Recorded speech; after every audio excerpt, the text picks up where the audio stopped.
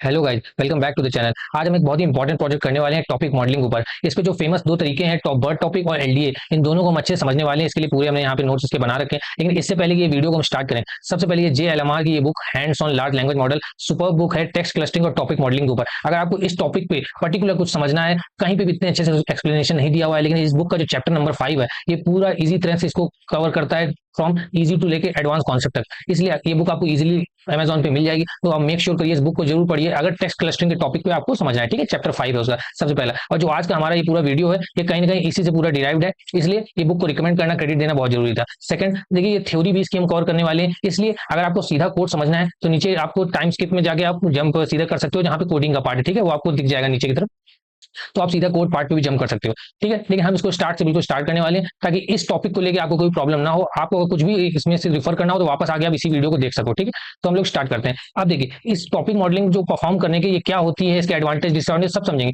लेकिन सबसे पहले इसके जो दो तरीके होते हैं, आपको पहले इसको बारे में थोड़ा समझना होगा। जो इसका एलडीए और बर्ड टॉपिक तरीका है, एलडीए थोड़ा पुराना तरीका है। ठीक है, ये बर्ड टॉपिक तरीका ये एक नया तरीका है जो अभी नई कुछ एल्गोरिथम्स आई हैं उनको लेकर कंसीडर करता है, और उसके हिसाब से इसकी परफॉर्मेंस आती है। एलडीए देखिए पुराना तरीका है, इसलिए ऑफकोर्स बर्ड टॉपिक से कुछ कमियां हैं इसमें, उसी को इंप्रूव करके ही बर्ड टॉपिक को बनाया गया एलडीए के ऊपर। लेकिन हम बर्ड टॉपिक पे ही मेन वीडियो ये रहने वाला है, लेकिन एलडीए का एटलीस्ट हमें बेसिक बैकग्राउंड लेना होगा, ताकि बर्ड टॉपिक को हम अप्रिशिएट कर सकें कि क्या इसने इंप्रूव किया है। तो एलडीए का थोड़ा सा बेसिक है वो यहाँ पे क्लियर कर लेते हैं। हम डीप ज्यादा नहीं जाएंगे, क्योंकि वीडियो जो है थ्योरी इंप्लीमेंटेशन दोनों पे है, तो ज्यादा बड़ा ना हो, इसलिए हमें बैलेंस करके चलना पड़ेगा। तो सबसे पहले इसके स्टेप समझ लेते हैं क्या थे एलडीए के। आप में बहुत लोगों को पता होगा कि एलडीए चूंकि पुरानी एल्गोरिथम है, तो हम सब पहले इसी को इंप्लीमेंट करते थे। अब थोड़ा थोड़ा टाइम जो है आदमी बर्ड टॉपिक को इंप्लीमेंट कर रहा है। एलडीए को कुछ स्पेसिफिक डेटा सेट है जो अभी भी अच्छा परफॉर्म करते हैं एलडीए पे, उसी पे हम इसको अप्लाई करते हैं। तो इसके स्टेप देखिए सिंपल क्या होते थे। नंबर ऑफ टॉपिक्स यानी जो के की वैल्यू होती थी आपको देनी होती थी, ये इसका सबसे बड़ा ड्रॉबैक था जिसको इंप्रूव किया है बर्ड टॉपिक ने। लेकिन चलिए पहले इसके स्टेप्स को समझ लेते हैं। जो के की वैल्यू वो आप देते थे, उसके बाद क्या होता था, रैंडमली टॉपिक असाइन हो जाते थे डॉक्यूमेंट के हिसाब से। उसके बाद रिपीट होता था, एक लूप चलता रहता था जिसमें से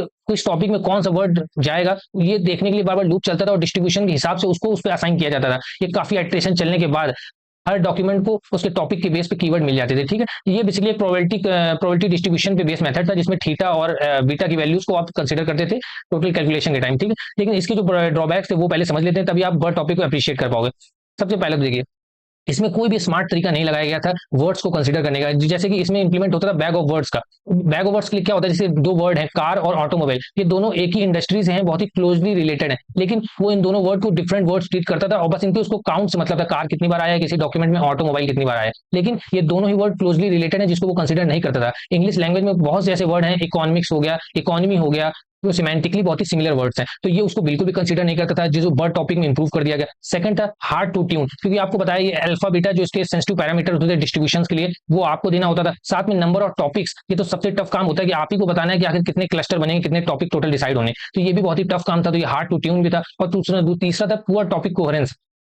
देखो उसमें होता क्या है ना, जो आपको पहले ऊपर वहां तो बताया कि topic often include words that don't make intuitive sense together. मतलब काफी बार ऐसे ऐसे ग्रुप बना दिए जाते थे जो बिल्कुल भी सेंस नहीं करते थे। Specially bad for modern text where context matter a lot. जैसे रिवर बैंक हो गया और बैंक मनी हो गया। एक रिवर बैंक अलग वर्ड है, ये नेचर से रिलेटेड वर्ड है, वहीं मनी बैंक जो है ये अपने फाइनेंशियल वर्ड है, लेकिन इन दोनों में डिफरेंस नहीं कर पाएगा। तो इस तरह का पुअर टॉपिक कोहेरेंस था। इस सब की वजह से यहाँ पे जो इंप्रूवमेंट आया वो बर्ड टॉपिक ने कंसिडर किया। अब देखिए टॉपिक मॉडलिंग को समझने के लिए ये दो इमेज जो है इसको पूरी तरह से समराइज कर देती हैं। ठीक है, ये तो पहले हम समरी एक बार ले लेते हैं, फिर हम इसके स्टेप बाय स्टेप प्रोसेस पे जाने वाले हैं। तो देखिए जो इसकी व्हाट इज टॉपिक मॉडलिंग में आप समझो पहले दो इमेजेस को, यही मेन होने वाले हैं। सबसे पहले तो होता क्या है, जैसे इनपुट डेटा है, आप इनपुट डेटा को प्रोवाइड कराते हो। एक एल्गोरिदम है बर्ड टॉपिक मान लीजिए, वो चलती है, डेटा आपका पहले क्लस्टर हो जाता है। जैसे कि इस डॉक्यूमेंट में कुछ डॉक्यूमेंट है जिसमें कैट डॉग ऐसे वर्ड्स आए हुए हैं, उनका एक क्लस्टर बन जाता है। दूसरा सॉकर बास्केटबॉल स्पोर्ट्स से रिलेटेड वर्ड आए हुए हैं, उसका एक क्लस्टर बन जाता है। ये कैसे क्लस्टर होता है ये सब भी समझेंगे, लेकिन एक ओवरऑल पिक्चर देख लेते हैं इसकी ओवरऑल प्रोसेस क्या है इसको करने का। तो एक क्लस्टर एनिमल्स पे बन गया, एक आपका स्पोर्ट्स पे बन गया, और फिर पास्ता पिज्जा ये फूड से रिलेटेड क्लस्टर है, तो एक क्लस्टर इसका बन जाता है। उसके बाद इन सभी क्लस्टर को टॉपिक असाइन होते हैं, कीवर्ड्स बेसिकली असाइन होते हैं। जैसे ये कैट डॉग था, इसमें इस वाले क्लस्टर में जो डॉक्यूमेंट्स हैं उनके अंदर जो कीवर्ड्स आए हुए थे, pet dog cat animal shelter, सब में यही सिमिलर वर्ड्स है। तो इन सबको जो टॉपिक था मोस्ट नंबर ऑफ टाइम जिस हिसाब से वर्ड्स आए हुए थे उसके हिसाब से कीवर्ड असाइन हो गए। सॉकर बास्केटबॉल वाले में स्पोर्ट्स सॉकर गेम, वही फूड वाले में कीवर्ड पास्ता पिज्जा राइस। ठीक है, ये स्मार्टली एलोकेट करता था इन सब कीवर्ड्स को, इनके टॉपिक्स को। तो ये हमारी ओवरऑल समरी होती है। लेकिन इस डॉक्यूमेंट से इस टॉपिक के कीवर्ड तक कैसे पहुंचना है ये हम नीचे समझेंगे। लेकिन सबसे पहले हम टॉपिक मॉडलिंग के एडवांटेजेस को समझ लेते हैं। ये चैट जीपीटी से पूछा गया। अब चैट जीपीटी ने सोचिए इतने दिए थे कि मुझे इसको स्किप करना पड़ा, इतना इंपॉर्टेंट टॉपिक है ये। तो सबसे पहले टॉपिक मॉडलिंग कुछ इतना इजी समराइज किया हुआ है इसमें कि इसमें कुछ एक्सप्लेन करने की जरूरत नहीं, आप खुद भी पढ़ सकते हो, लेकिन एक दो हम खाली डिस्कस कर लेते हैं। जैसे कि डॉक्यूमेंट ऑर्गेनाइजेशन एंड सर्च। अब कितने ज्यादा डॉक्यूमेंट्स हो सकते हैं, देखिए इतनी बड़ी कंपनियां हैं जो अपने डेटाबेस में डेटा स्टोर करती हैं, डॉक्यूमेंट के फॉर्म में भी होता है वो। अब उसको कैसे आप लेबल करोगे, कैसे उसको ऑर्गेनाइज करोगे, ये एक जो प्रॉब्लम होती है वो टॉपिक मॉडलिंग उसको सॉल्व कर लेता है। आपने इमेजेस में देखा होगा, आईफोन में आप जब इमेजेस लेते हो तो सेम पर्सन की जो इमेजेस होती हैं वो एक जगह ग्रुप कर देता है, वो ऑटोमेटिक फेस डिटेक्ट कर लेता है। इसी तरह ये डॉक्यूमेंट्स में होता है, वो लेवल के हिसाब से, टॉपिक्स के हिसाब से डिसाइड कर लेता है ये वाला जो डॉक्यूमेंट है किस में कैटेगराइज होगा, तो उसके लिए आ जाता है ये तो इस्तेमाल। दूसरा कस्टमर फीडबैक एनालिसिस। अब देखिए, thousand of review, survey, response, support ticket, ये जैसे मान लो कोई कंपनी में जनरेट होता है, हर डेली जनरेट होता है, कोई टिकट रेस कर रहा है, कोई रिव्यू कर रहा है किसी प्रोडक्ट का, तो उसका सोल्यूशन देखिए इसमें कैसे आता है। Discover what customers are talking about, जैसे जैसे किसी ने रिव्यू अपना सबमिट किया किसी प्रोडक्ट का, तो आप देख सकते हो कि टॉपिक लाइक उसमें क्या pricing, delivery issue, UI problem क्या डिस्कस हो रहा है, उस हिसाब से उसको टॉपिक पे कैटेगराइज कर दो और उससे रिलेटेड कंसर्न डिपार्टमेंट को वो आप प्रॉब्लम फॉरवर्ड कर दो। तो इस तरह के आप ये बाकी भी एक बार पढ़ के देख लेना, बहुत ही ईजी टू रीड है, तो आप खुद ही समझ जाओगे इसे पढ़ के। इस पे टाइम हम लोग ज्यादा इन्वेस्ट नहीं करते हैं, ठीक है। हम लोग सीधा मेन क्रस्ट मैटर पे आते हैं कि सीधा हम किस तरह से डॉक्यूमेंट को टॉपिक तक लेके जाएंगे, ठीक है। तो सबसे पहले हम समझते हैं एक एक करके स्टेप, ये जो क्लस्टरिंग एरो बनाया, आखिर क्लस्टर कैसे बनाते हैं, उसके बाद ये टॉपिक वाला हम कंसीडर करेंगे। तो देखिए, ये जो क्लस्टर बनाने का काम है इसको पहले समझ लेते हैं। अब देखिए इसमें टोटल ये देखिए 5 स्टेप होते हैं, एक एक करके समझते हैं, सारे इजी हैं, आपने पढ़ रखे हैं, समझिए। वो अलग अलग कॉन्सेप्ट का कॉम्बिनेशन होता है, बर्ड टॉपिक, ठीक है। आप बर्ड टॉपिक के अंदर है इस समय। तो देखिए सबसे पहले स्टेप क्या होता है, आप जो रैंडम डॉक्यूमेंट्स दोगे, मान लीजिए कोई एक स्पोर्ट्स पे है, कोई एक एनिमल्स पे है और एक आपका फूड पे, जैसा अभी हमने ऊपर डिस्कस किया था। आप सबसे पहले उनकी एम्बेडिंग क्रिएट करते हो, क्योंकि जो टेक्सचुअल ये वर्ड्स एंड डॉक्यूमेंट है, ये तो हमारा मशीन समझता नहीं, उसको तो नंबर्स चाहिए। तो हम स्मार्टली क्या करते हैं, अर्लियर पहले क्या होता था कि सिंपल नंबर्स असाइन हो जाते थे, इंटीजर्स, लेकिन इसमें हम क्या करते हैं, स्मार्टली उनकी एम्बेडिंग जनरेट करते हैं सेंटेंस लेवल पे। ये एम्बेडिंग्स क्या होती है, आपने आप चैनल को अगर फॉलो कर रहे हो तो एम्बेडिंग से रिलेटेड कई प्रोजेक्ट कर चुके हैं, एनएलपी के और डीप लर्निंग के। एम्बेडिंग वही है, यहाँ पे एक हायर डायमेंशन में आप डेटा को रिप्रेजेंट करते हो ताकि और मीनिंग कैप्चर हो सके। उसके लिए एक इमेज यहाँ पे देखिए, समझ जाएंगे आप। अब देखिए देखिए ये पहली वाली देखिए, कैट की देखिए एम्बेडिंग है, ठीक है। लिविंग बीइंग है तो उसकी हाँ 0.6 वैल्यू दे दी, फेलाइन 0.9 दे दी, ह्यूमन है नहीं है तो 0.1 दे दी, जेंडर 0.4 दे दिया, मैटर नहीं करता, रॉयल्टी 0.7 दे दी, क्योंकि कैट से क्या ही रॉयल्टी एसोसिएटेड होगी। इस तरह से पहले हमने सारे वर्ड्स की एम्बेडिंग बना ली। तो जब उसको हम मैप करते हैं अपने एम्बेडिंग्स को, तो देखिए क्या है, जैसे 7D की एम्बेडिंग बनाई हमने, देखिए इसमें बॉक्स देखिए 3 3 6 1 7 7, अगर इसमें बॉक्स है इसका मतलब 7 डायमेंशन की एम्बेडिंग है।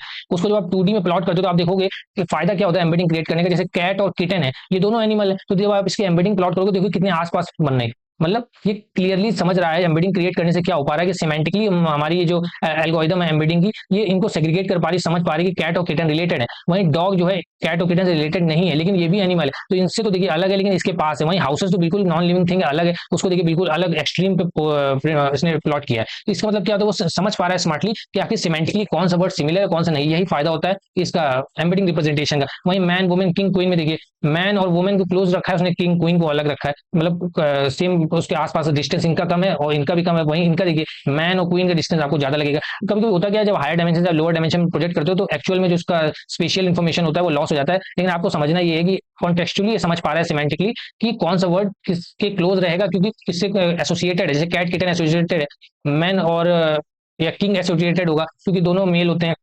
इसी तरह से क्या होता है, ये स्मार्ट तरीका है वर्ड्स को, डॉक्यूमेंट को एम्बेडिंग में क्रिएट करके अंडरस्टैंड करने का। तो यहाँ पे एग्जांपल के आप समझ लीजिए 512 वैल्यूज हैं, तो उसी के डायमेंशन का हमने यहाँ पे एम्बेडिंग क्रिएट कर ली, ठीक। अब देखिए फर्स्ट स्टेप समझ लिया, अब हम लोग सेकंड स्टेप पे चलते हैं। अब देखिए सेकंड स्टेप क्या होने वाला है, ये एम्बेडिंग किस डायमेंशन, क्योंकि आप डिसाइड करते हो, ठीक है। वैसे हम कोड में जो है इसको मोर देन 300 डायमेंशन की एम्बेडिंग क्रिएट कर रहे हैं, आपको बताएंगे एग्जैक्ट क्या नंबर 384 है आई गेस। लेकिन एग्जांपल के लिए भी आप समझिए कि मान लीजिए आपने 3 डायमेंशन की क्रिएट करिए, ठीक है। अब 3 डायमेंशन की क्रिएट करने में होता क्या है, एक तो जितना हायर डायमेंशन होता है उतना ज्यादा ट्रेनिंग में टाइम लेता है। दूसरा कर्स ऑफ डायमेंशनैलिटी आता है, यानी कि इनके बीच डिस्टेंस कैलकुलेट करना हायर डायमेंशन में थोड़ा सा टफ होता है।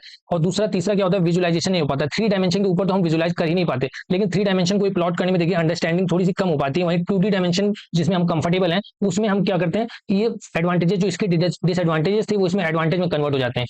ये देखिए यहाँ पे ये एडवांटेज इसके मेंशन है। डायमेंशनलिटी रिड्यूस करने से देखिए फास्टर ट्रेनिंग होती है, उसमें स्लो होती थी। कर्स ऑफ डायमेंशनलिटी जो है वो हट जाता है बिल्कुल, यानी कि डिस्टेंस कैलकुलेट करना हायर डायमेंशन में किसी भी 2 पॉइंट के बीच आसान हो जाता है, क्योंकि उसको लोअर डायमेंशन में ले आते हैं। और विजुअलाइजेशन बेटर हो पाता है। अब ये विजुअलाइजेशन वाला पॉइंट से अगर आप रिलेट नहीं कर पा रहे हो तो एक आपको एग्जाम्पल यहाँ पे दिखाते हैं। इसको हटाते हैं अब, ये देखिए।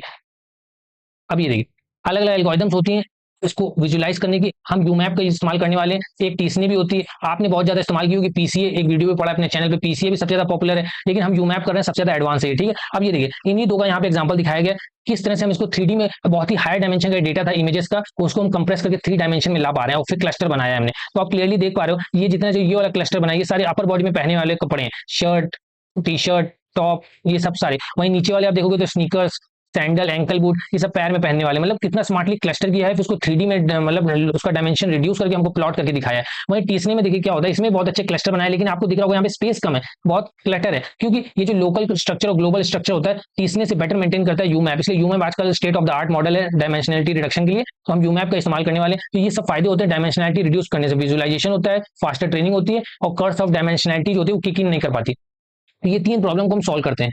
अब देखिए ये हमारा हो गया, डायमेंशनलिटी वाला पॉइंट भी हमने क्लियर कर लिया। अब हम लोग आगे चलते हैं। डायमेंशनलिटी जब हो गया, रिड्यूस हो गया, यही हमने स्टेप यहाँ पे दिखाया हुआ है, ठीक है। आप देखिए कितने यहाँ पे हायर डायमेंशन का डेटा था, 1 2 3 4 5 का था, ठीक है। एग्जांपल के लिए यहाँ पे दिखाया हुआ, यहाँ पे देखिए बॉक्स 3 है, यानी हमने उसको लोअर डायमेंशन में लिया है। तो जब डायमेंशन रिड्यूस हो गया तो एक स्टेप ये भी हमने समझ लिया। अब देखिए अगला स्टेप होता है उसको क्लस्टर में क्रिएट करना। अब ये जो एम्बेडिंग है, ये हमारी कुछ नहीं डॉक्यूमेंट्स है ना, इन सबको यहाँ पे डॉट से रिप्रेजेंट किया गया है। अब आप क्लियरली देखो, यहाँ पे इसको पहले क्लियर करते हैं। हाँ, अब देखिए यहाँ पे क्लियरली हमको दिख रहा है कि जैसे ये वो एनिमल वाला पार्ट था, ठीक है, इनको हमने एक क्लस्टर बना दिया, ये स्पोर्ट्स वाला था, ये फूड वाला था। तो होता क्या है ना कि जैसे आपने क्लस्टर बनाया, इसको भी हम समझेंगे कैसे बनाते हैं, इसके अलग अलग एल्गोरिदम्स होती हैं। हमने चैनल पे ऑलरेडी एक वीडियो पड़ा हुआ है। एक तो आपका जैसे कि के मींस क्लस्टरिंग होती है, डीबी स्कैन होती है, एच डीबी स्कैन होती है, हायरार्किकल होती है, बहुत सारी होती हैं। लेकिन हम इसमें एच डीबी स्कैन यूज करने वाले हैं, ये भी बहुत ही अच्छा मॉडल है। अब इसको यूज करने का सबसे बड़ा फायदा क्या है कि जिसका क्लस्टर क्रिएट हो सकता है सिर्फ उसी का क्लस्टर क्रिएट करता है। अगर कोई आउटलायर है इन दो की तरह तो उनको लीव कर देता है, मतलब फोर्स नहीं करता है इनको भी कोई एक क्लस्टर ज्वाइन करने के लिए। यही देखिए डिफरेंस है हमारी वाली क्लस्टरिंग एल्गोरिदम और जो ओल्ड अप्रोचेस होती थी। जैसे कि यहाँ पे देखिए सेंट्रॉइज बेस, ये के मींस जो आपको यहाँ पे बताया, ये सेंट्रॉइज बेस होती है। इसमें क्या ये दोनों पॉइंट को भी देखो फोर्स किया गया कि ये किसी क्लस्टर में तो असाइन होंगे ही। जैसे इसको पिंक क्लस्टर में डाल दिया गया, इसको ब्लू क्लस्टर में डाल दिया गया। लेकिन जो डेंसिटी बेस एल्गोरिदम होती है, जैसे कि हमारे एचडीबी स्कैन है, इसमें क्या होता है जो क्लस्टर क्रिएट होते हैं नेचुरली सिर्फ उन्हीं को क्रिएट किया जाता है, इनको आउटलायर कंसीडर कर लिया जाता है। यानी हम जैसे क्लस्टर का अगर नंबरिंग देनी होती है, क्लस्टर 1 हो गया, ये 2 हो गया, ये 3 हो गया, और जो आउटलायर्स होते हैं उसको -1 से हम डिनोट करते हैं। यही देखिए यहाँ पे लिखा हुआ है -1 फॉर आउटलायर। अब हम लोग इसका विजुअलाइजेशन देख लेते हैं। ये हो गया, इसको हटाते हैं। ये देखिए अब पहले आपको पुराने वाला अप्रोच दिखाते हैं। देखिए के मींस का, जैसे कोई डेटा सेट का टाइप सिलेक्ट करते हैं, यहाँ से डेटा सेट लेते हैं स्माइली का, ठीक है। अब यहाँ पे देखिए ओरिजिनली आपको देख के लग रहा है होना क्या चाहिए, ये आउटर वाला जो रिंग आपको दिख रहा है, ये एक क्लस्टर होना चाहिए, ये सेकंड क्लस्टर होना चाहिए, ये थर्ड और ये फोर्थ, ठीक है। एक स्माइल का फेस है, दो आईज है, ये स्माइल है और ये पूरा सर्कल है फेस का। तो इस हिसाब से इसमें एक ये क्लस्टर बाहर वाला, ये दो, ये तीन चार क्लस्टर बनने चाहिए, ठीक है। सबसे पहले के मींस में होता है कि आप सेंट्रॉइड डिसाइड करते हो, ठीक है। एक हमने ये डिसाइड कर लिया, एक ये डिसाइड कर लिया। अब हम गो लगाते हैं, वो अपने आप क्लस्टर क्रिएट करना शुरू कर देगा, ठीक है। अब ये देखिए इसने क्या किया, हाफ जो अपर वाले थे उसको उसने रेड से क्लस्टर कर दिया, एक ग्रुप में डाल दिया, और ब्लू वाले पॉइंट्स को एक ग्रुप में डाल दिया। आप अगला लूप चलाते हो, सेंट्रॉइड अपनी लोकेशन बदलते हैं, सारे जो पॉइंट्स रीअसाइन होते हैं। इसलिए से जब कई बार से लूप चलता है तो आप देखोगे यहीं पे आगे स्टेबल हो गया, ब्लू वाला पॉइंट। अब देखिए कितना भी कर दो आप चेंज नहीं हो रहा है, और ये क्लस्टर उसने यही फाइनल बना दिया। अब ये डीबी स्कैन को देख लेते हैं भाई, सेम डेटा से सिलेक्ट करते हैं। इसमें क्या एप्सिलॉन और मिनिमम पॉइंट्स के बेसिस पे काम होता है, चैनल पे ऑलरेडी वीडियो पड़ा हुआ है। अब वो देखिए स्मार्टली समझता है कि कौन किसके क्लोज है, तो आउटर वाले को एक कलर असाइन करेगा, और जब बीच वाले में सर्कल आएंगे अपनी एप्सिलॉन और मिनिमम पॉइंट्स के अकॉर्डिंग, तो इनको अलग क्लस्टर डिजाइन करेगा। तो ये क्या कर रहा है, डेंसिटी बेस अप्रोच होती है, कौन किसके क्लोजर है उसी हिसाब से सर्कल आगे मूव करता रहता है, अगला अगला पॉइंट पकड़ता रहता है, वो पूरा सर्कल भी क्लोज कर देगा। तो ये तरीका आप इसको खुद से विजुअलाइजेशन यहाँ पे जाके देख सकते हो, तो आपको बेटर क्लियर समझ में आएगा। तो ये एक तरीका है, और ये पुराना तरीका है। तो हम इसी का अपग्रेडेड वर्जन डीबी स्कैन का जो एचडीबी स्कैन होता है उसको यूज करने वाले हैं, ठीक है। अब इसको काम करते हैं, पॉज करते हैं, ठीक है। तो इस तरह की क्लस्टरिंग एल्गोरिदम हम अप्लाई करेंगे। अब ये देखिए पांचों स्टेप यहाँ पे हो गए, ठीक है। क्लस्टरिंग हमने क्रिएट कर दी। अब बचा क्या है, यहाँ पे देखिए ये हमने आपको दिखाया था, ये देखिए क्लस्टर क्रिएट हो गए, बस इन पे ये जो कीवर्ड्स हैं टॉपिक के, ये हमको असाइन करना है। ये देखिए कैसे कैलकुलेट होते हैं।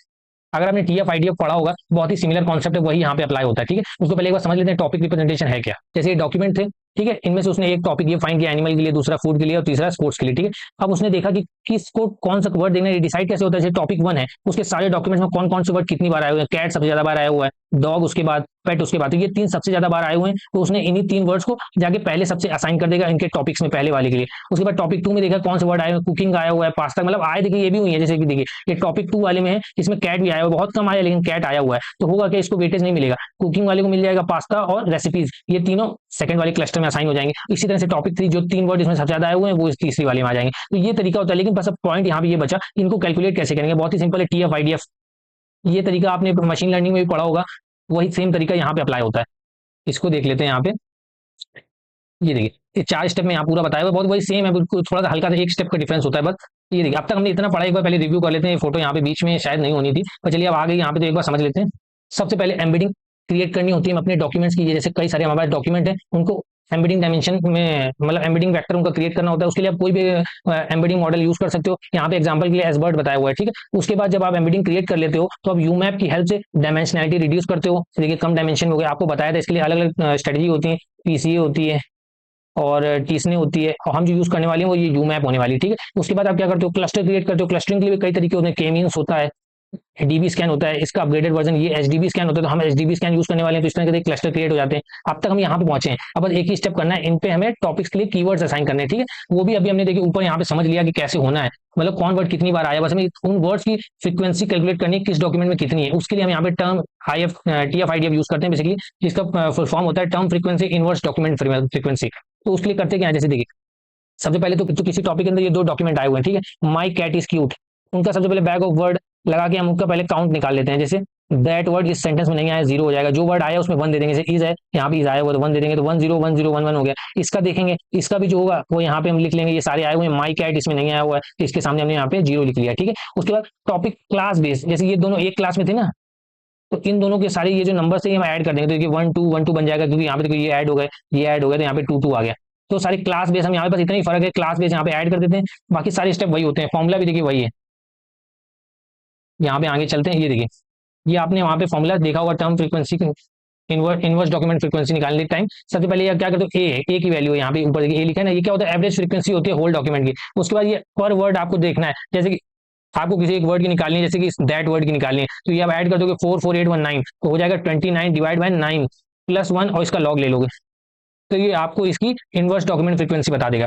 यहाँ पे देखिए इनवर्स डॉक्यूमेंट फ्रीक्वेंसी लिखा है ना, फिर इसी इनवर्स डॉक्यूमेंट फ्रीक्वेंसी को अगले स्टेप में जब टर्म फ्रीक्वेंसी निकालोगे तो उससे आप मल्टीप्लाई कर दोगे, टीएफ मल्टीप्लाई बाय आईडीएफ, तो यही आपका टीएफ आईडीएफ होता है। इससे हर एक वर्ड का उस डॉक्यूमेंट में उसका स्कोर आ जाता है, उसकी इंपॉर्टेंस कितनी है, फिर उसके हिसाब से उसको रैंक कर देते हैं। वही यहाँ पे आगे दिखाया हुआ है, ये देखिए ये फॉर्मुला आप यूज करते हो, और उसके बाद सबको टीएफ का मल्टीप्लाई कर देते हो, ये मल्टीप्लाई निशान है आईडीएफ के स्कोर के साथ, ये पर्टिकुलर असाइन कर देता है। मतलब टीएफ का देखिए कॉन्टेक्चुअल मीनिंग क्या होता है, टीएफ मतलब होता है कोई एक वर्ड है वो उस डॉक्यूमेंट में कितनी बार आया है, ठीक है। तो ये मान के चलते हैं, अगर कोई वर्ड किसी डॉक्यूमेंट में आया तो वो बहुत इंपॉर्टेंट है, और हमें आईडीएफ से जब मल्टीप्लाई करते हैं तो हम ये मतलब हम ये फाइंड करना चाह रहे हैं, आईडीएफ हम इसलिए निकालते हैं तो हम ये देख रहे हैं कि ये वर्ड इस डॉक्यूमेंट में आया है, इंपॉर्टेंट है, ठीक है, लेकिन क्या ये वर्ड ओवरऑल पूरे कॉर्पस में हमारे आया है, मतलब बाकी सारे डॉक्यूमेंट्स में भी आया है, क्योंकि यही वर्ड हर डॉक्यूमेंट में आया होगा तो ये इसके लिए इंपॉर्टेंट नहीं, क्योंकि ये यूनिक नहीं है। जब कोई वर्ड काफी बार आया हो साथ में इस डॉक्यूमेंट के साथ यूनिक हो, तभी वो उसके लिए इंपॉर्टेंट वर्ड होता है। तो जब टीएफ का आप मल्टीप्लाई आईडीएफ से करते हो तो उसका इंपॉर्टेंस स्कोर निकल के आ जाता है। उसी के हिसाब से हम यहाँ पे जो ऊपर आपने देखा ये हम असाइन करते हैं कि इसमें कितना स्कोर आया, उसी हिसाब से हम यहाँ पे असाइन होता है। तो ये देखिए ये सारे स्टेप थे, यहाँ पे हमने टॉपिक्स को भी कैलकुलेट कर लिया, और उसके बाद उनके वर्ड्स का हमने वेटेज भी कैलकुलेट कर लिया। अब देखिए ये उसी को यहाँ पे ब्लॉक के फॉर्मेट में दिखाया हुआ है। ये अब तक जो हम समझ रहे थे बर्ड टॉपिक को, यहाँ पे आर होगा, तो बर्ड टॉपिक में होता क्या है ना, सब कुछ मॉड्यूलर फैशन में होता है। एम्बेडिंग आपको कोई भी तरीका है आप वहाँ पे प्लग एंड प्ले कर दो। यूमैप यानी डायमेंशनलिटी रिडक्शन करने के लिए आपको जो एल्गोरिथम लगानी है आप वो लगा लो, हमने यूमैप लगाई है। क्लस्टर बनाने के लिए एचडीबी स्कैन लगाई, आप जो मन वो लगा लो। काउंट वेक्टराइजर हमने लगाया था टीएफ आईडीएफ कैलकुलेट करने के लिए, ठीक है। काउंट वेक्टराइजर यानी कि बैग ऑफ वर्ड्स, आपको जो स्ट्रेटजी लगानी है, मतलब ये प्लग एंड प्ले होता है। जैसे आपको ये एक डिफॉल्ट वाला है, यहाँ पे एसबर्ट यूमैप एचडीबी स्कैन और काउंट वेक्टराइजर सी टीएफ आईडीएफ लगाया, जो अभी हमने समझा, लेकिन आप इसको चेंज भी कर सकते हो। एसबर्ट की जगह आप बैग ऑफ वर्ड्स ले लो, यूमैप की जगह आप पीसीए ले लो, एचडीबी स्कैन के लिए केमीन्स ले लो, तो ये एक नया मॉडल बन गया। मतलब ये मॉड्यूलर अप्रोच होती है, यानी कि जो बर्ड टॉपिक है ये कोई एल्गोरिदम नहीं है, दरअसल ये एक पाइपलाइन है। इसके अंदर आप ब्लॉक्स फिट करते हो, वो ब्लॉक्स इसको देना बस नेसेसरी, मतलब उसको कोई एक एल्गोरिदम चाहिए जो कि डायमेंशनलिटी रिड्यूस करती हो, वो आपको फोर्स नहीं करता कोई भी पर्टिकुलर एल्गोरिदम चुनने के लिए। आपको यूमैप देना है आप यूमैप दे सकते हो, आपको टीसने देना है आप टीसने दे सकते हो, आपको पीसीए देना है, जो आपको देना है आप यहाँ पे प्लग कर दो बस। अगले में वो कहेगा आपसे कि आपको जो भी एल्गोरिदम देनी है क्लस्टरिंग के लिए वो आप दे दो, तो आपको जो मन हो वहाँ पे दे दो, लेकिन ये ब्लॉक देने सारे जरूरी है। और फिर ये पाइपलाइन जब कंप्लीट हो जाती है तो बर्ड टॉपिक बनकर रेडी हो जाता है। तो यहाँ तक देखिए हम लोग ने समझ लिया। अब देखिए क्या है, इतना भी अगर आप करोगे तो आपका क्या होगा, सारा कोड चलेगा ऐसे ही। यहाँ पे देखिए ये ऊपर सबसे ऊपर कहाँ पे गया, ये हाँ, ये देखिए ऐसे ही आपके टॉपिक कीवर्ड असाइन हो जाएंगे, कंप्लीट हो गया। लेकिन इसके बाद कई इंप्रोवाइजेशन किए गए, वो खाली इंप्रोवाइजेशन आपको फ्यूचर रेफरेंस के लिए बता रहे हैं, ताकि आपको कोई भी अगर इस टॉपिक से रिलेटेड हेल्प चाहिए तो आप इस वीडियो पे वापस आ सको। इसमें बस 2 ही देखिए स्लाइड बचे हैं, ज़्यादा टाइम नहीं लगेगा, सीधा हम लोग यहाँ कोड भी चलने वाले हैं, ठीक। तो ये देखिए अब होता क्या, देखिए हमने वर्ड्स तो देखिए यहाँ पे असाइन कर दिए, ठीक है। मान लीजिए कोई एक क्लास थी, उसके अंदर ये वर्ड समराइजेशन समरी एब्स्ट्रैक्टिव काफी बार आए हुए हैं, लेकिन हमारा काम क्या है, इसको हम री रैंक करें। मतलब इन वर्ड्स की भी ऑर्डरिंग हम वापस से डिसाइड करना चाहते हैं, बेसिस पे किसके, अब इसके बताएंगे अभी आपको। तो उसके बाद ऑर्डरिंग करने के बाद क्या होगा, री रैंकिंग करने के बाद क्या होगा, ये समराइजेशन समरी, तीसरा समझ, ये देखिए एब्स्ट्रैक्टिव वर्ड है ये ऊपर आ गया। मतलब कौन सा वर्ड ज्यादा रेलेवेंट है उसकी हम री रैंकिंग करना चाहते हैं, जो हमें इनिशियली मिली है उससे भी हम इम्प्रोवाइज करना चाहते हैं। उसको देखिए करने का तरीका क्या होता है, बहुत ही सिंपल है कि आपके पास देखिए डॉक्यूमेंट की ये सारे एम्बेडिंग तो है ही, इनका एवरेज निकाल लेते हो, ये सारे नंबर लेते हो, फिर उसके बाद डायमेंशन से डिवाइड कर देते हो, एवरेज बेसिकली एम्बेडिंग आपने यहाँ कैलकुलेट कर ली। उसके बाद हर एक वर्ड की एम्बेडिंग आपके पास होगी, तो आप जो कीवर्ड्स होते हैं उनकी एम्बेडिंग की कोसाइन सिमिलरिटी निकालते हो एवरेज एम्बेडिंग से। और उसके बेसिस पे आप यहाँ पे ऑर्डरिंग कर देते हो। जैसे यहाँ पे था कैट दैट क्यूट था, जब आप इसको कोसाइन सिमिलरिटी इन दोनों का निकालते हो इसका इसके साथ, तो देखिए वापस रैंकिंग हो जाती है, कैट दैट क्यूट का हो जाता है कैट क्यूट और फिर दैट नीचे चला जाता है, ये लेस रेलेवेंट था। तो ये हम करते हैं इसकी बेटर टॉपिक्स असाइनमेंट के लिए, ताकि जो ज्यादा इंपॉर्टेंट वर्ड है उस डॉक्यूमेंट रिलेटेड वो कीवर्ड ऊपर आ जाए। एक तो ये इंप्रोवाइजेशन होता है, तो ये हमें करना कुछ नहीं होता है, उसी के ऊपर असाइन कर देना होता है। यहाँ तक अभी हमने समझ लिया टीएफ आइडिया तक, बस उसके ऊपर एक ब्लॉक और लगाना होता है। ये बार बार आपको रिपीट करें, जो बर्ड टॉपिक होता है ना, ये एक मॉड्यूलर अप्रोच है। आप चाहो तो इसके ऊपर एक और ब्लॉक लगा सकते हो, जो भी आपको दिखाएंगे भी इसके ऊपर एक फ्यूचर में कोई और इंप्रूवमेंट होता है तो आप वो ब्लॉक यहाँ पे ऐड कर सकते हो, क्योंकि ये ब्लॉक वाइज मॉड्यूलर कोड लिखने का काम है। अब इसके बाद अगला कार्ड चलते हैं यहाँ पे, ये लास्ट, बस ये लास्ट बचा, ठीक है। उसके बाद हम एक इंप्रोवाइजेशन यहाँ पे और करते हैं, थोड़ा छोटा करते हैं। हाँ, अब देखिए एक यहाँ पे इंप्रूवमेंट और करते हैं।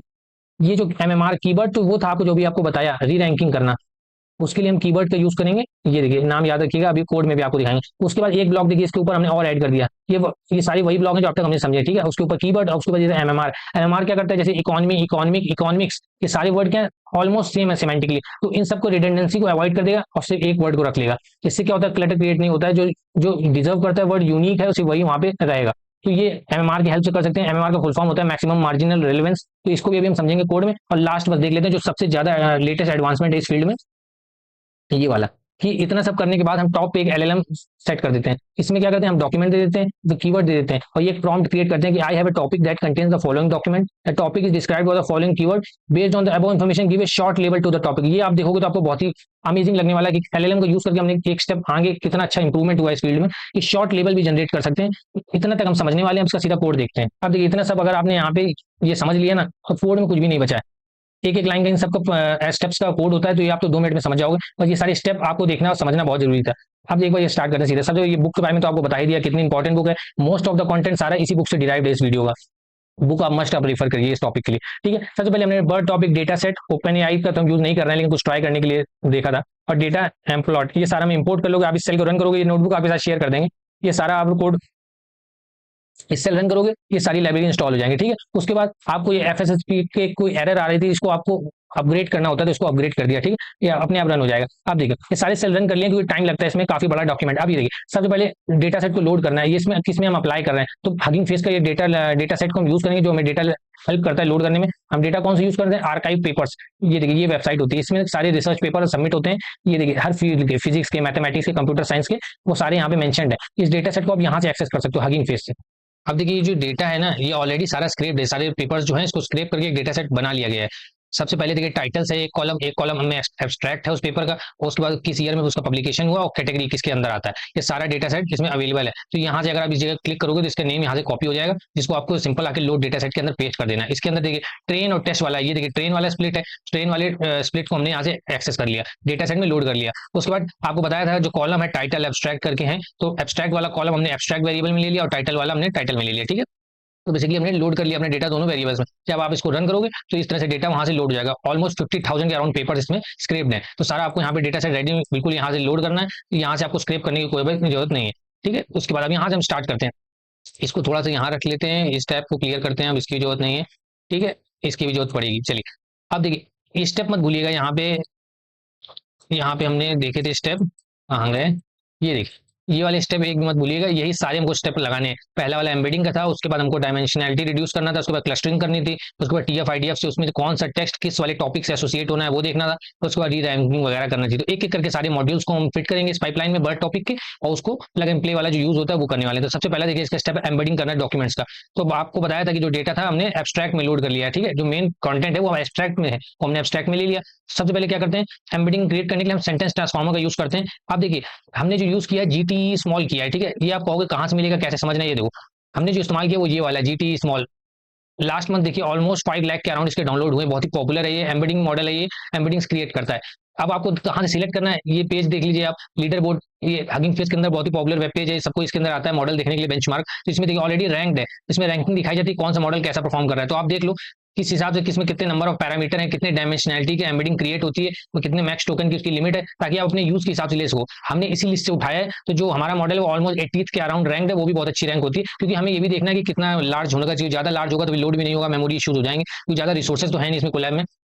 तो हमने जो यूज किया है तो जीटी स्मॉल किया है, जिसका वेब पेज ये है, ये भी आपके साथ लिंक शेयर कर देंगे, ठीक है। तो सेंटेंस ट्रांसफॉर्म इसको किया, एम्बेडिंग मॉडल में लोड कर लिया, उसके बाद एम्बेडिंग मॉडल डॉट एनकोड, हमें एनकोडिंग करनी ना वो टेक्स्ट डॉक्यूमेंट्स की, एब्स्ट्रैक्ट पास कर दिया। शो प्रोग्रेस बार करने से क्या होता है, ये ग्रीन ग्रीन जो आपको लोड होने वाली दिखाई दे रहा है, ये सारे शो करते हैं। इसको रन किया तो इसने हमारे डेटा को एम्बेडिंग्स में क्रिएट कर दिया, ठीक है। ये हमने पहला स्टेप कर लिया, पहला वाला। अब सेकंड करना है हमें, यू मैप अप्लाई करना है, ठीक है। हम लोग आगे जाएंगे। अब सेकंड स्टेप क्या होता है, डायमेंशनैलिटी रिड्यूस करने का उन एम्बेडिंग्स की। जो एम्बेडिंग्स का साइज होगा, शेप होगा, सॉरी, वो 384 डायमेंशन होता है। वो यहाँ पे भी आप देख सकते हो, जो भी आप यूज करोगे उसके नीचे आके उसका सारा डेटा पढ़ सकते हो। तो यहाँ से आपको इस जगह दिख जाएगा, डायमेंशन में आओगे तो जीटी स्मॉल आपको कहाँ पे दिख रहा है, ये देखिए 384 डायमेंशन का हमारी एम्बेडिंग क्रिएट होती है, ठीक है। तो यहाँ पे देखिए वही 384 यहाँ पे लिखा हुआ है। तो आपने रन कर लिया। आप दूसरा स्टेप डायमेंशनैलिटी को रिड्यूस करना है, उसके लिए बताया था आपको। यहाँ पे देखिए सेकंड स्टेप यू मैप होता है। तो यू मैप लोड कर लिया, पहले इंपोर्ट किया यूमैप को, उसके बाद यूमैप के अंदर आप नंबर ऑफ कंपोनेंट पास करते हो, हमने 5 पास कर दिया। मिनिमम डिस्टेंस बतानी होती है, मिनिमम डिस्टेंस क्या होता है, यहाँ पे देखिए सब कमेंट सारे लिखे हुए हैं। It's okay to let points get very close together in the reduced space. आपको बताया था हायर डायमेंशन से जब लोअर डायमेंशन में पॉइंट्स आते हैं तो काफी क्लटर हो जाते हैं, क्लोज आ जाते हैं। तो वही पैरामीटर आपको डिसाइड करता है। अगर आप 0.00 रखते हो, इसका मतलब आप अलाउ कर रहे हो कि जैसे भी उसको एडजस्ट करना है, क्लोज भी हो रहा है तो उसको लोअर डायमेंशन में चेंज कर दो। मैट्रिक कोसाइन कैलकुलेशन के लिए, डिस्टेंस वगैरह की, और रैंडम स्टेट रिप्रोड्यूसिबिलिटी के लिए। अगर आप रैंडम स्टेट नहीं लगाओगे तो हर बार नया स्प्लिट लगेगा जब भी आप यूमैप इस सेल को रन करोगे, ठीक। तो आपने इसको रन किया सेल को, और सॉरी ये लाइन बच गई। यूमैप मॉडल में आपने इसको इंस्टेंस को उसके लोड किया, फिर ट्रांसफॉर्म कर दिया इन एम्बेडिंग्स को जो आपने यहाँ पे क्रिएट की थी इस जगह पे फर्स्ट स्टेप में पास कर दिया। उसके बाद जो एम्बेडिंग रिड्यूस हो गया उसको अपने रिड्यूस्ड एम्बेडिंग्स वेरिएबल में स्टोर कर लिया, ठीक है। तो यहाँ पे हमारा ये दूसरा स्टेप यूमैप का भी हो गया। तीसरा में एचडीबी स्कैन अप्लाई करनी थी क्लस्टरिंग के लिए। उसके लिए देखिए एचडीबी स्कैन को पहले हमने इंपोर्ट किया। एचडीबी स्कैन के अंदर देखिए मिनिमम क्लस्टर साइज सबसे पहले आपको बताना होता है। मतलब क्लस्टर वही कहा जाएगा जिसमें मिनिमम 50 आपने वैल्यू दी, इसका मतलब 50 डॉक्यूमेंट जब किसी एक पर्टिकुलर कैटेगरी के अंदर आएंगे तभी वो क्लस्टर होगा। अगर उससे कम होता है, जैसे कोई 3 डॉक्यूमेंट्स है वो सिमिलर है लेकिन क्लस्टर नहीं हो सकते, क्योंकि मिनिमम साइज क्लस्टर का 50 होगा, ठीक है। यूक्लिडियन डिस्टेंस, हमने इसमें अलग अलग टाइप के मैट्रिक होते हैं, यूक्लिडियन मैनहट्टन, तो हम यहाँ पे यूक्लिडियन दिया हुआ है। क्लस्टर सिलेक्शन में ईओएम दिया हुआ है हमने, और उसको फिट कर दिया अपनी इस रिड्यूस एम्बेडिंग में जो पिछले स्टेप का हमारा आउटपुट था, ठीक है। उसको हमने कर दिया और एचडीबी स्कैन में हमने असाइन कर लिया, ठीक है। तो इसको करने के बाद जो नंबर ऑफ क्लस्टर बने हैं, जो कि हमने देखा यहाँ पे लेंथ ऑफ क्लस्टर 155 क्रिएट हुए थे, ठीक है। ये हो गया हमारा। आप देखिए ये सब कुछ जो हमने कर लिया, तो ये सब एक पाइपलाइन के अंदर में प्रोड्यूस करना होता है। ये देखिए ये काउंट वेक्टराइजर भी आप दे सकते हो, लेकिन हमने क्या किया, काउंट वेक्टराइजर नहीं दिया है तो वर्ड टॉपिक के अंदर ऑटोमेटिक अप्लाई हो जाएगा, ठीक है। आप अगर मेंशन नहीं करते हो तो कुछ चीजें डिफॉल्ट होती है, ये डिफॉल्ट होता है, ठीक। तो देखिए बर्ड टॉपिक को आपने इंपोर्ट किया, उसके अंदर आपने सबसे पहले अपना एम्बेडिंग मॉडल दे दिया जो कि आपने पहले स्टेप में क्रिएट किया था, ये वाला, ठीक है। उसके बाद देखिए कहाँ गया, सेकंड स्टेप में आपने डायमेंशनैलिटी रिड्यूस करने के लिए, सॉरी हाँ, डायमेंशनैलिटी रिड्यूस करने के लिए यूमैप दे दिया। थर्ड स्टेप में क्लस्टर ग्रेड करने के लिए एचडी स्कैन दे दिया जो यहाँ पे बनाया था। तीनों दे दिए। वर्बोस ट्रू कर दिया ताकि टेक्स्ट लिख के आए, वर्बोस अगर फॉल्स कर दोगे तो ये लिख के नहीं आएगा। और डॉट फिट कर दिया एब्स्ट्रैक्ट में, और एम्बेडिंग्स प्रोवाइड कर दी जो कि पहले स्टेप में आई थी। बस इस सेल को रन कर दिया आपने। तो ये देखिए इसमें लिख किया, सबसे पहले उसने डायमेंशनैलिटी को किया, फिर रिड्यूस किया, फिर क्लस्टर क्रिएट किया उसने, और लास्ट में उसने फाइन ट्यून रिप्रेजेंटेशन मॉडल को असाइन कर दिया टॉपिक मॉडल में। अब इसमें देखो कुछ मेथड्स होते हैं, फंक्शंस होते हैं जो आप अप्लाई करके इस क्लस्टर के बारे में ज्यादा जान सकते हो। असली इंटरेस्टिंग काम देखिए यहीं से स्टार्ट होता है। अब हमने मॉडल तो देखिए हमारे टॉपिक्स तो जनरेट हो गए, उनके बारे में और कैसे स्टडी करना है। फाइनली सब कुछ होने के बाद टॉपिक मॉडल में असाइन हो गया, तो यहीं से हमको सारे उस वेरियस फंक्शंस एक्सेस करने होते हैं। टॉपिक मॉडल के अंदर एक वेरियस फंक्शन होता है गेट टॉपिक इन्फो, जो उसने बेसिकली टॉपिक्स क्रिएट किए हैं उसके बारे में आप जान सकते हो। आपको बताया था -1 वाले जो होते हैं वो सारे की आउटलायर होते हैं। तो ये पहला जो उसने क्लस्टर बनाया है ये वाला, ये आउटलायर्स का बनाया जिसमें 14,000 डॉक्यूमेंट आए।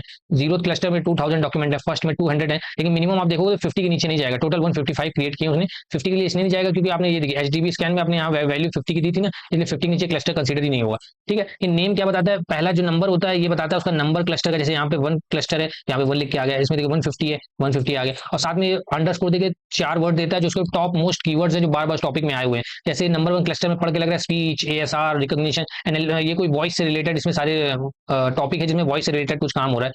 उसके बाद ये देखिए ये थर्ड वाला टॉपिक देखिए, इसमें समराइजेशन, समरी, इसमें कुछ समरी से रिलेटेड एब्स्ट्रैक्टिव, ये सारे कीवर्ड बार बार आए हुए हैं। तो इसको रिप्रेजेंटेशन के लिए जो वर्ड सिलेक्ट हुए हैं वो सारे आप यहाँ से एक्सेस कर लोगे, उनके अंदर जो डॉक्यूमेंट है वो रिप्रेजेंटेटिव डॉक्स में आ जाते हैं, ठीक है। तो ये बेसिकली उसने क्लस्टर क्रिएट किया, हमें ये समझ में आता है। और देखिए हम क्या क्या कर सकते हैं टॉपिक मॉडल से।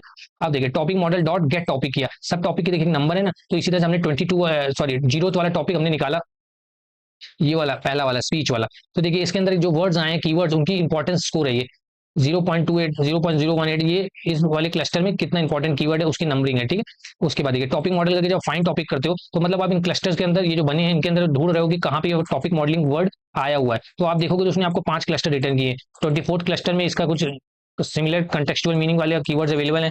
आउटलायर के अंदर भी है 38 वाले में 32, 84, लेकिन 95% मैचिंग जो हो रही है 24th क्लस्टर से हो रही है, ठीक है। इस तरह से अलग अलग क्लस्टर यहाँ पे दिए हुए हैं।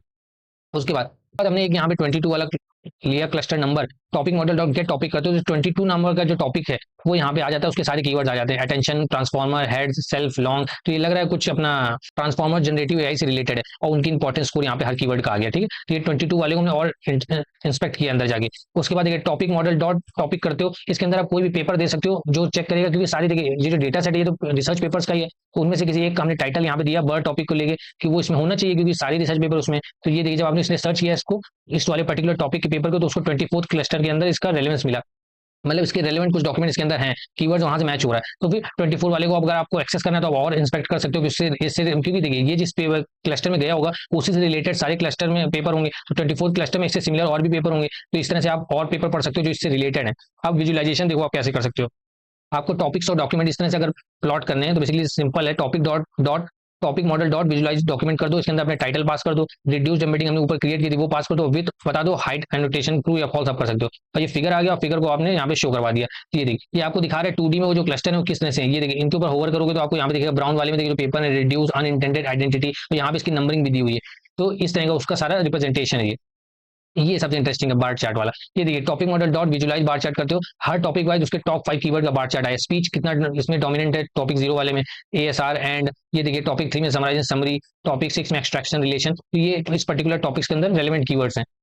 विजुअलाइजेशन आप हीट मैप से भी कर सकते हो, डॉट विजुअलाइज हीट मैप करके नंबर ऑफ क्लस्टर जो दोगे वो यहाँ पे प्लॉट हो जाएंगे और फिर यहाँ पे एक्स एक्सिस में प्लॉट हो जाएंगे। तो अगर आपको जैसे देखना है कौन सी चीज, ये यहाँ पे ब्लू में थोड़ा डार्क स्पॉट दिख रहा है, इसका मतलब है ये जो सामने पेपर है 195 नंबर वाला, ये वाला थोड़ा इस 141 वाले पेपर से ज्यादा को रिलेटेड है। हीट मैप हमको यही बताता है सिमिलरिटी मैट्रिक्स कौन किसके ज्यादा सिमिलर है।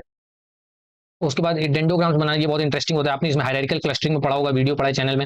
ये बेसिकली बताता क्या है, जैसे यहाँ पे लिखा हुआ है कि जैसे क्या करेगा टॉपिक मॉडल और विजुअलाइज हायरार्की वाला प्लॉट होगा, लेकिन समझना कैसे है कि which topics are similar enough to be group together. यानी जैसे कोई दो ये रिसर्च पेपर है 89 और 70 वाला, ये दोनों का जो लाइन बॉक्स यहाँ पे बना हुआ है ये दिखाता है कि ये दोनों ज्यादा क्लोज हैं, ये दोनों को आप एक ग्रुप में बना सकते हो। फिर लाइन देखिए ऊपर गई है, ये किससे मिल गई है, 64 वाले से, यानी ये दोनों को जब आप क्लब कर दोगे तो ये 64 वाले का सबसे ज्यादा क्लोज हो जाएगा, तो ये आप इन तीनों को क्लब कर सकते हो। ऐसे डेंडोग्राफ आप मिक्स करते जाते हो और फिर जाके जाइंट एक लास्ट में एक सबसे बड़ा क्लस्टर क्रिएट होता है सारे डॉक्यूमेंट को क्लोज करते हुए।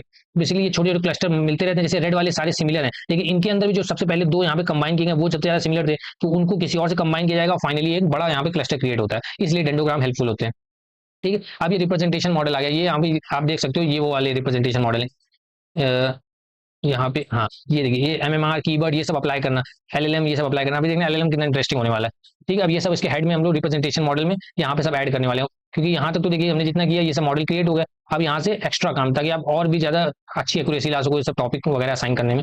तो इसके लिए तो करना क्या होता है, सिंपल है, सबसे पहले तो हमने जो पुराना वाला था तो उसका कॉपी बना लिया ताकि हम कंपेयर कर सकें नए वाला। ये सब अप्लाई करने के बाद एलएलएम और ये कीवर्ड एमएमआर अप्लाई करने में पिछली बार से कितना इंप्रूवमेंट है, तो इसके लिए पहली बार पिछली वाला कॉपी बना लिया हमने डीप कॉपी। उसके बाद एक हमने टॉपिक डिफरेंस नाम का मेथड लिखा है जो बस ये करता है पिछली बार का जो टॉपिक मॉडल हमने ओरिजिनल टॉपिक में स्टोर किया था यहाँ पे, और जो नया अभी बनाएंगे उनको यहाँ पे भेजेंगे और उनके टॉप 5 कीवर्ड्स को कंपेयर करेंगे, बस ये मॉडल इतना ही कर रहा है मेथड, सॉरी। ठीक है, सबसे पहले हम कीवर्ड इंस्पायर्ड लगाया हमने यहाँ पे जो समझाया था आपको, ये क्या कर रहा है कीवर्ड इंस्पायर्ड सबसे पहले हमने यहाँ पे इंपोर्ट किया। उसके बाद सिंपल आपको करना क्या होता है, कीवर्ड इंस्पायर्ड के हमने इंस्टेंशिएट किया और रिप्रेजेंटेशन मॉडल में ले लिया, तो अंदर आपको क्या करना होता है, डेटा दे दिया अपने एब्स्ट्रैक्ट रिप्रेजेंटेशन मॉडल में, आप ये रिप्रेजेंटेशन मॉडल यहाँ पे पास कर दो और डॉट अपडेट टॉपिक करना होता है, बस ये कर दिया हमने तो टॉपिक मॉडल में अपडेट हो गया। अब बस हमने टॉपिक डिफरेंस जो ऊपर मेथड बनाया था इसमें दोनों भेज दिया, टॉपिक मॉडल और ये पुराना वाला ओरिजिनल टॉपिक जो हमने यहाँ पे स्टोर किया था, इन दोनों को कंपेयर होकर देखिए यहाँ पे आ गया। पहले क्या था ओरिजिनल देखिए स्पीच एएसआर रिकॉग्निशन वगैरह आता है, लेकिन अपडेट होने के बाद क्या हुआ, क्योंकि आपको बताया था कीवर्ड क्या करता है, री रैंकिंग कर देता है, जो ज्यादा इंपॉर्टेंट कीवर्ड होते हैं उनको ऊपर ले आता है, तो वही यहाँ पे हुआ। स्पीच को देखिए उसने 5th में भेज दिया, फोनेटिक यहाँ पे फर्स्ट में आ गया, एनकोडर वाला जो यहाँ पे तो दिख भी नहीं रहा है ये सेकंड आ गया, तो उसने री ऑर्डर कर दिया, री रैंकिंग कर दिया, तो ये नया अपडेटेड वर्जन है। इसी तरह से ये जो तीसरा वाला था एमएमआर मैक्सिमम मार्जिनल रेलेवेंस, इसको अप्लाई करते हैं, सेम स्टेप है, पहले इंपोर्ट करते हैं उसके बाद रिप्रेजेंटेशन मॉडल में इसको पास कर देते हैं जो यहाँ पे बनाया है, यहाँ पे पास कर दिया और फिर टॉपिक डिफरेंस में हमने इसको कंपेयर करने के लिए यहीं पे वापस से पास कर दिया, तीनों को हम यहीं पे पास करेंगे। आप देखिए क्या होता है, स्पीच एएसआर रिकॉग्निशन वगैरह था उसको अपडेट कर दिया। अब एमएमआर आपको याद होगा यहाँ पे बताया था, ये देखिए इकोनॉमिक सिमिलर वर्ड्स को हटा देता है, वही यहाँ पे किया है। जैसे कोई देखते हैं ये देखिए क्वेश्चन क्यूए क्वेश्चन सारा सेम लग रहा है, तो बस इसने एक रखा क्वेश्चन, बाकी सारे चेंज कर दिए ताकि यूनिकनेस आ सके थोड़ी, वरना वही वर्ड डिफरेंट डिफरेंट फॉर्म में आते रहेंगे जैसे तीनों आए हुए यहाँ पे। उसके बाद ये लास्ट वाला यहाँ पे ये एलएलएम अप्लाई कर दिया। इसमें क्या होता है, एक एलएलएम के लिए हम यहाँ पे प्रॉम्प्ट भेजते हैं जिसमें डॉक्यूमेंट और कीवर्ड होते हैं ताकि वो हमें लेबल करके दे सके, टेक्स्ट जनरेशन का काम होता है, तो उसके लिए हमने फ्लैन T5 का यूज किया है। अब फ्लैन T5 देखिए इसकी ये भी आपको यहीं पे मिल जाएगा इसके अंदर, हगिंग फेस के अंदर सिंपली आपको करना क्या है, इतना आप कॉपी करो, इसके आगे इसको गूगल में सर्च करो, बस आगे कीवर्ड लिख देना हगिंग फेस, सीधा आपको उसके पेज पे भेज देगा। तो एक पाइपलाइन आप क्रिएट करते हो, पहले इसको बताते हो टेक्स्ट टू टेक्स्ट जनरेशन का, इसमें इसको यूज लेना है हमको, कौन सा मॉडल लेना है, यहाँ पे कौन सा मॉडल लेना है, इन दोनों की पाइपलाइन बना के जनरेटर में ले लेते हो, ठीक है। उसके बाद हम एक प्रॉम्प्ट तैयार करते हैं, जिसमें आपको जो यहाँ पे बताया था, यहाँ पे ये यही वाला यहाँ पे हम लिखते हैं, जिसमें डॉक्यूमेंट और कीवर्ड अपने आप फिट हो जाते हैं जब आप यहाँ पे डॉट अपडेट टॉपिक करते हो, ठीक है। रिप्रेजेंटेशन मॉडल के हमने यही टेक्स्ट जनरेशन वाला जो यहाँ पे इंपोर्ट किया है, ये ले लेते हैं। इसके अंदर टोकनाइजर, ये वाला जनरेटर जो हमने क्रिएट किया था, ये जनरेटर यहाँ पे पास कर दो, प्रॉम्प्ट पास कर दो जो ये वाला था, और उसके बाद डॉट अपडेट टॉपिक कर दो, सेम जैसे अब तक कर रहे थे रिप्रेजेंटेशन मॉडल में, ये रिप्रेजेंटेशन मॉडल दे दिया। और उसके बाद देखो यहाँ पे देखो क्या होता है, कंपेयर किया उसके बाद दोनों को, ओरिजिनल देखो क्या था, स्पीच एएसआर रिकॉग्निशन, तो उसने देखिए कीवर्ड एलएलएम का इतना स्मार्ट होता है, वो नेक्स्ट टोकन जनरेशन कर सकता है, समरी कर सकता है, बेसिकली उसके अंदर इमर्जेंट प्रॉपर्टी होती है, वो एक स्पेसिफिक नेक्स्ट टोकन प्रेडिक्शन के टास्क के लिए ट्रेन होता है, लेकिन कई टास्क परफॉर्म कर सकता है। तो इसने किया क्या, इन सबको देखा जितने इसके कीवर्ड थे, और उसने एक स्मार्ट गैस लगाया किस बेसिस पे होगा ये टॉपिक, किस चीज पे बेस होगा। तो उसने कहा इसमें सारे जो पेपर्स हैं वो स्पीच टू स्पीच सिंथेसिस पे हैं, और ऑफकोर्स ये लग भी रहा है जैसे यहाँ पे कीवर्ड आए हुए हैं, ये स्पीच टू स्पीच वाले सारे रिसर्च पेपर इस कैटेगरी टॉपिक में। ये वाले देखिए क्वेश्चन क्यूए आंसर, ये क्वेश्चन आंसरिंग सिस्टम से रिलेटेड पेपर्स हैं। ट्रांसलेशन एनएमटी मशीन, ये साइंस और टेक्स से रिलेटेड है। ये वाला समराइजेशन समरी, ये सब वाला डॉक्यूमेंट समराइजेशन में, हेट ऑफेंसिव स्पीच, ये साइंस टेक पे है। अब देखिए ये होता क्या है ना, इसने चार तो मुझे लगता है बिल्कुल सही किया है, ये पांचवा वाला थोड़ा सा ऑफ लग रहा है, या फिर हो सकता है इसके अंदर और जो कीवर्ड उसके बेसिस में यहाँ पे किया गया हो, लेकिन देखिए कितने अच्छे से उसने पूरा समराइज कर दिया, कितने सारे कीवर्ड होते हैं, हमें दिक्कत होती है उसने, जैसे ये वाला तो बिल्कुल उसने परफेक्ट किया है कि वे क्वेश्चन आंसरिंग आंसर, तो उसने सीधे समझ गया कि इसमें क्वेश्चन आंसर से रिलेटेड पेपर सारे इस क्लस्टर में इंक्लूडेड है। तो इस तरह से उसने क्या किया, अच्छा रिप्रेजेंटेशन हमें और दिया। तो ये सारी टेक्निक्स होती हैं बेसिकली रिप्रेजेंटेशन मॉडल में, जितनी आपको यहाँ नीचे की स्ट्रेटजी बताई है, ये सारी पॉपुलर हैं और भी ज्यादा इंप्रूव करने में, इसकी रीडेबिलिटी और बेटर टॉपिक प्रिडिक्शन के लिए। और यहाँ तक तो बेसिक आपका था जो बताया था, कहाँ तक, यहाँ तक, ये तो सारे आप डेंडोग्राम बनाना, ये सब तो बहुत ही बेसिक है, ठीक है। तो ये सब एक बार आप ट्राई करके देखो, इसका नोटबुक का डिस्क्रिप्शन लिंक आपको डिस्क्रिप्शन में दे देंगे, तो वहां से आप इसको एक्सेस कर सकते हो, ठीक है। ये बुक को तो थैंक्स बोलना ही पड़ेगा कि मोस्ट ऑफ द कंटेंट यहीं से डिराइव्ड है। ये सारे लिंक जितने हैं अभी तक आपको दिखाएं इसमें, ये सारे आपको डिस्क्रिप्शन में शेयर कर देंगे, ठीक है। Thank you guys.